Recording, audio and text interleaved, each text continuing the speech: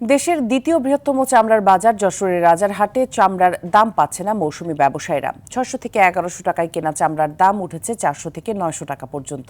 তবে আড়তদাররা বলছেন চামড়ার গুণগত মান ঠিক থাকলে সরকার নির্ধারিত দামেই কিনছেন তারা।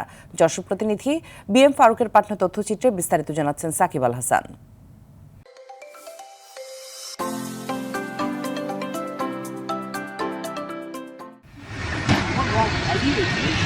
সপ্তাহে দুদিন যশোরের রাজারহাটে বসে দক্ষিণ পশ্চিমাঞ্চলের সবচেয়ে বড় এই চামড়ার হাট। ঈদকে কেন্দ্র করে প্রতি বছর কয়েক লাখ পিস চামড়া বেচাকেনা হয় এই হাটে।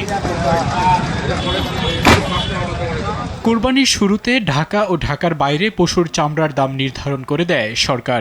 সরকারের নির্ধারিত দাম অনুযায়ী ঢাকার বাইরে প্রতি বর্গফুট পশুর চামড়ার দাম ধরা হয় 57 থেকে 62 টাকা। মৌসুমী ব্যবসায়ীরা এই দরে চামড়া কিনলেও আড়তে বিক্রি করতে পারছেন না। 600 থেকে 1100 টাকায় কেনা চামড়ার দাম উঠছে 400 থেকে 900 টাকা। সেই সাথে রয়েছে চামড়ায় লবণ মিশ্রণ, পরিবহন সহ অন্যান্য খরচ। বাড়ি বাড়ি ঘুরে চামড়া কিনলাম 50 টাকা, লবণ দিয়ে 70 টাকা পড়ে গেল, এর দাম হচ্ছে 20 টাকা। ছাগলের চামড়া কিনেছে 100 টাকা 150 টাকা, এখন দাম হচ্ছে 40 টাকা 20 টাকা 50 টাকা, এর বেশি দাম হচ্ছে না। লবণ খরচটা দিয়ে দেখা গেলো 550 করে পড়ে গেছে, আর এসে বেঁচেছে 400 টাকা করে। 40 পিস মাল বেচে 10,000 টাকা লস, আরো খাটনি তো আজ 3 দিন ঘুমায়নি। আড়তদারদের দাবি চামড়ার গুণগত মান ঠিক থাকলে সরকারি মূল্যেই চামড়া কেনা হচ্ছে। ভালো মালটা সরকারের নির্ধারিত দামে কেনাকাটা হচ্ছে, আর মনে করেন খারাপ ছোট যেগুলো নষ্ট হয়ে গেছে এগুলো তার দাম ভালো দামে কেউ কিনবে না, আর ভালো দামে বিক্রি হবে না, সেইগুলো দাম কম।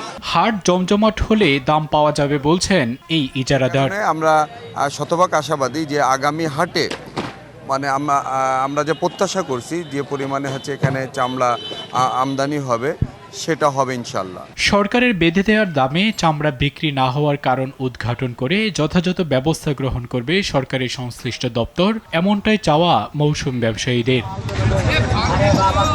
সাকিব আল হাসান, RTV।